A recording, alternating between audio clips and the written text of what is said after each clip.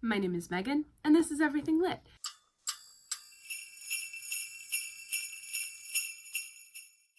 And today, I am bringing you a book haul.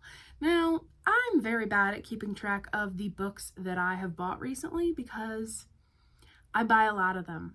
My goal for 2023 is to buy less books than I read. So I got some leeway, if I read 100 books, I can buy 100 books. But today, I'm bringing you a haul. The books that I've bought in the last, let's say, 2 months, like November, December. Spoiler alert, I'm going through a cozy mystery phase because they're heckin' cute. So let's talk about these sort of by genre.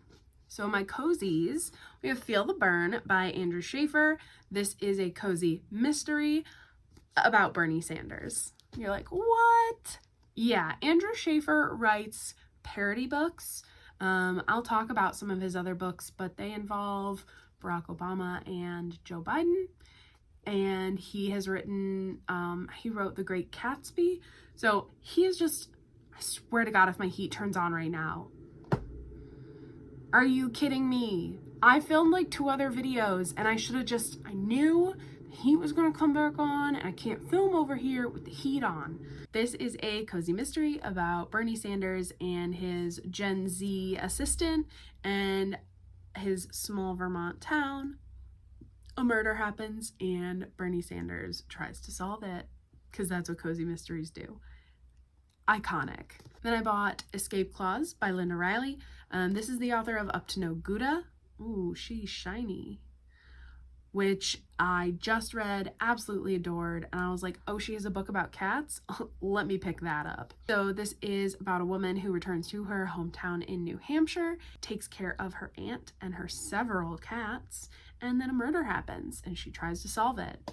Are we seeing a theme? Then I bought 6 Feet Deep Dish by Mindy Quigley, another cozy, and you guessed it, about a woman who goes back to her hometown. Actually, I don't know if she goes back to her hometown in this one, but it takes place in Wisconsin. Love a Midwest story. This woman is about to open her dream pizzeria, and then her fiance dumps her and leaves her with their Chunko cat, and then after that, a murder happens and she tries to solve it. Next 3 books. Okay, so I went to Barnes & Noble yesterday and they had a buy 2, get the 3rd free sale on cozies. And as a new cozy bitch, I was like, yes, I am gonna buy 3 books. I got Death by Bubble Tea by Jennifer J. Chow. This takes place in LA. 2 cousins start a food stand or a food stall at the night market, and then guess what happens?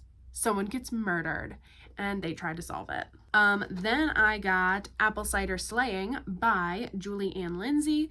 This is about an apple farm. The main character is trying to help her family business stay afloat, and this takes place in West Virginia, and then guess what? A murder happens and she tries to solve it. And then the 3rd book I picked out because I needed to buy 2, get 1 free. This is actually the 2nd in a cozy series, but I can find the 1st. It's fine. This is When the Crows Away by Orly Wallace. This is a paranormal cozy. So it is about 2 witches who run a bed and breakfast, and I'll have to read the 1st one, but I'm guessing a murder happens and they try to solve it. Next, let's talk about the romances I've bought recently. I got The Very Secret Society of Irregular Witches by Sangyu Mandana. This is a romance about a witch who is trying to keep her powers on the down low, so she is very isolated, and then she gets a letter asking her to come train 3 young witches. Then she falls in love, and it sounds very cute. I'm not immune to the book hype, or to the booktube hype, so I bought this even though my library has it on audio. I did it. A whole table at Barnes & Noble yesterday had romances and Christmas romances for buy one, get one 50% off. And I literally sent my friends a Snapchat that said, ha ha ha, I'm in danger. And I was. I bought Once Upon a December by Amy E. Reichert. This is sort of a opposites attract romance about a woman who really loves Christmas and a man who likes Christmas, but he's part of this Christmas street Christmas market that I think does Christmas like all year round, and they fall in love. I don't know, man. I haven't read it yet, but it sounds cute. And then I bought The Christmas Clash by Suzanne Park. I believe this is YA, and this is an enemies to lovers romance. These two people, their parents have competing restaurants in the same mall, but that mall is about to close because, you know, everyone knows that malls are dying. It's very sad. So these two are gonna get together to try to save the mall, save their parents' businesses, and then guess what? I bet they fall in love. So I did buy a poetry book called Sharks in the River by Ada Limon. I love Ada Limon's work. I believe she was just named Poet Laureate for 2023. This is one of her older releases, but I love sharks, so I bought this one. Next, I bought a middle grade Eva Evergreen and The Cursed Witch by Julie Abe. This is the sequel to Eva Evergreen Semi-Magical Witch, which I read in October. Really enjoyed it, so I picked up the sequel. And then I did buy 2 YA books. These I actually pre-ordered. So Perfect on Paper by Sophie Gonzalez. This is YA. It is about, I think, a bisexual girl and her love triangle. It sounds cute. Sophie Gonzalez is the author of Only Mostly Devastated, which I read this year and really enjoyed. So I thought, why not pick this up? And then you're gonna know from when I talk about my priority books, but books about boy bands get me because I'm writing a book about a boy band.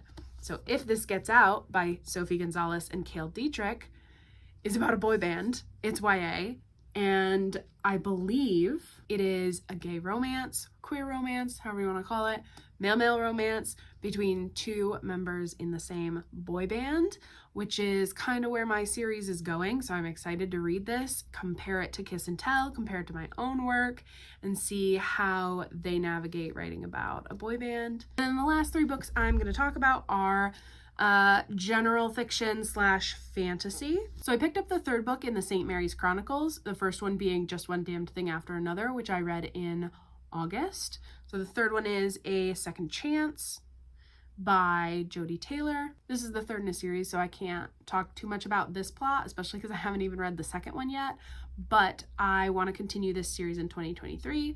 There was a sale. I bought it. The first book, Just One Damn Thing After Another, is about a time travel agency and their work in the field. The main character learns about time travel and then their training and then the places they go and the things they do. They're meant to just observe. Next, again, I'm not immune to the hype. I bought Lessons in Chemistry by Bonnie Garmis.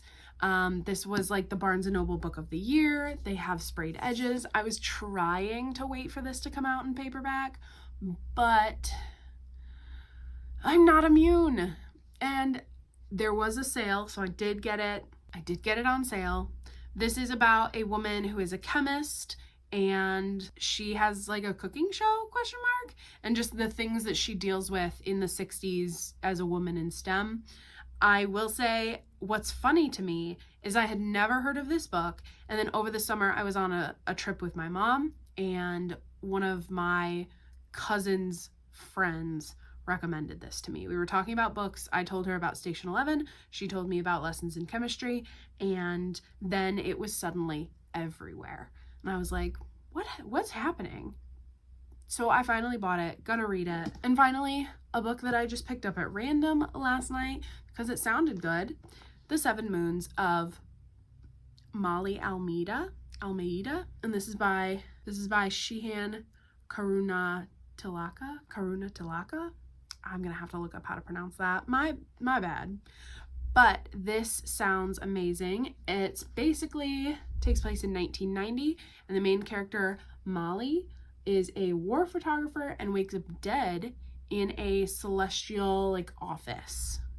And this person, Molly, has 7 moons to give messages to their loved ones and get people to maybe figure out who killed them. The back, they compared it to, so here's what made me pick it up. It's called A Magic Realist and Funny Novel that is a mashup of Stranger Things and Salman Rushdie. Very interesting. I read some of Salman Rushdie's books. Interested. And then the other one, a political thriller, a gorgeous gay love story, and an altogether sprawling novel of tremendous imagination and verve, compulsively told. Like, when you have blurbs like that, I'm a sucker. So I got it, and I am excited to put it on my list. So that was my quite small haul for the amount of books that I probably have bought. But let me know if there are any that you're interested in or you're interested to see me read. Thanks for watching.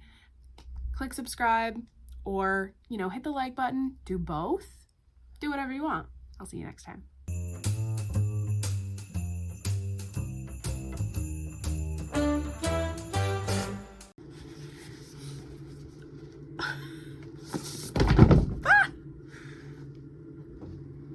Cute.